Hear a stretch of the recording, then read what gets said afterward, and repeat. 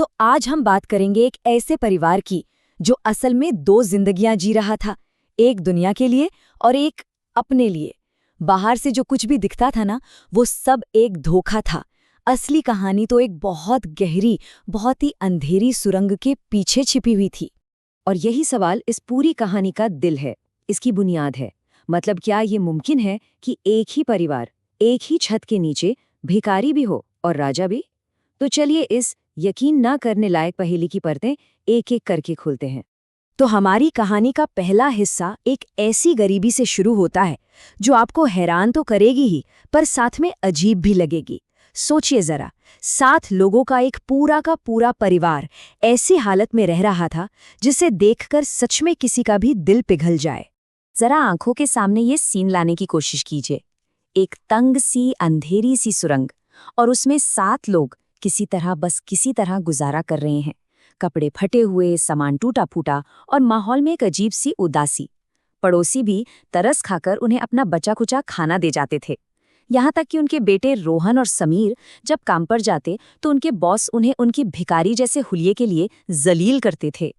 लेकिन यहीं पर कहानी में पहला और सबसे चौंकाने वाला ट्विस्ट आता है।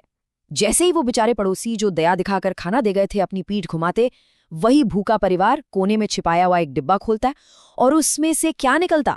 ताज़ा पिज्जा और ठंडी ठंडी कोल्ड ड्रिंक्स। मतलब जो लोग दुनिया के लिए भिखारी थे, वो बंद दरवाजों के पीछे कुछ और ही थे। तो अब इस कहानी में एंट्री होती है 2 नए किरदारों की, संजना और दृष्टि। प्यार में इन दोनों ने अपने घर वालों की एक नहीं सुनी, उनकी सारी चेतावनियों को नजरअंदाज किया और इस गरीब से दिखने वाले घर में दुल्हने बनकर आ गई।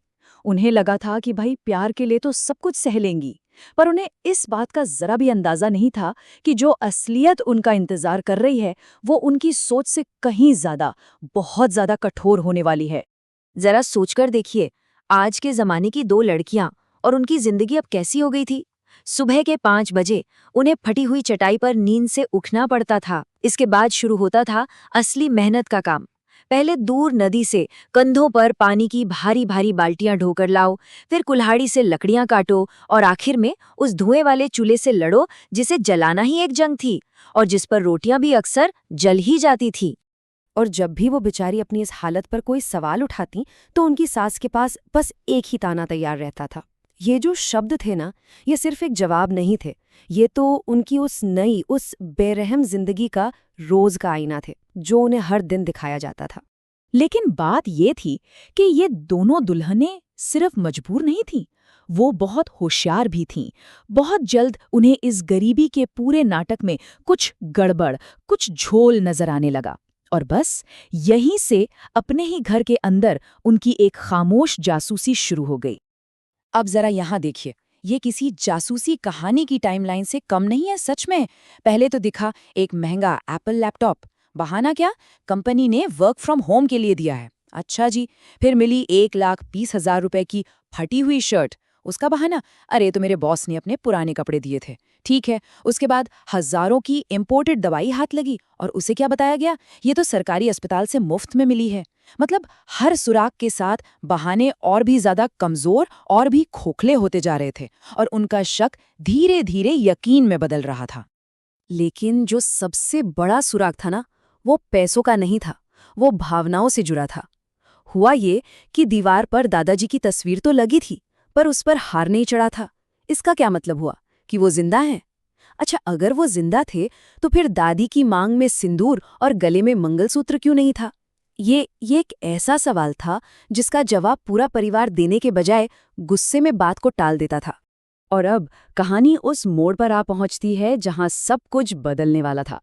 एक छोटी सी मामूली सी भूल, बाजार में एक पर्स भूल जाना, बस इसी वजह से उन्हें वापस उस सुरंग में लौटना पड़ता है। लेकिन इस बार वो जो देखने वाली थीं, वो उनके होश उड़ाने के लिए काफी था। जब वो दोनों वापस लौटीं तो सुरंग में एकदम मौत जैसा सन्नाटा पसरा हुआ था।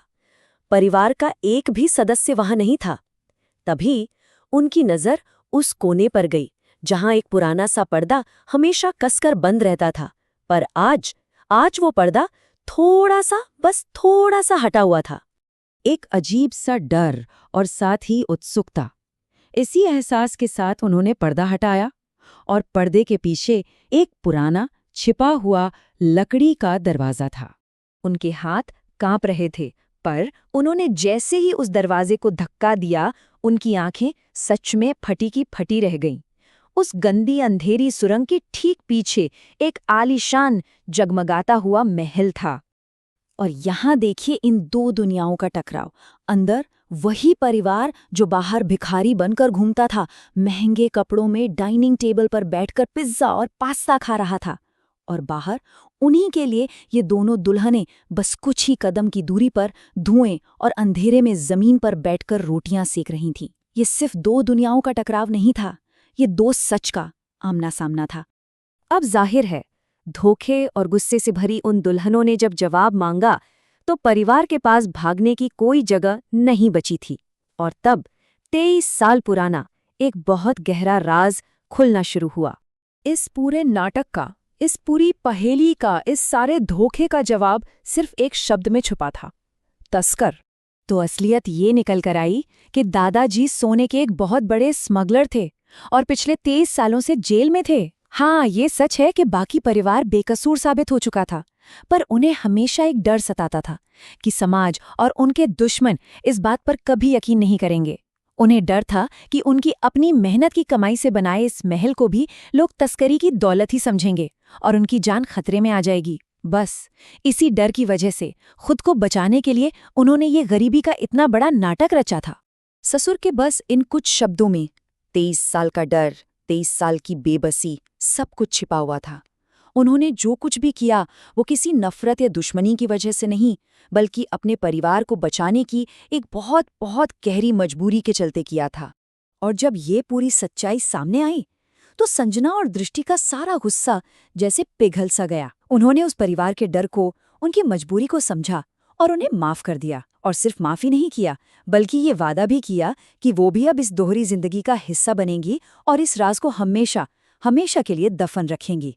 तो ये कहानी हमें इसी एक बड़े सवाल के साथ छोड़ जाती है कि अगर कोई झूठ किसी को बचाने की मजबूरी में बोला जाए, किसी बहुत गहरे डर की वजह से बोला जाए, तो क्या उसे भी धोखा ही माना जाना चाहिए?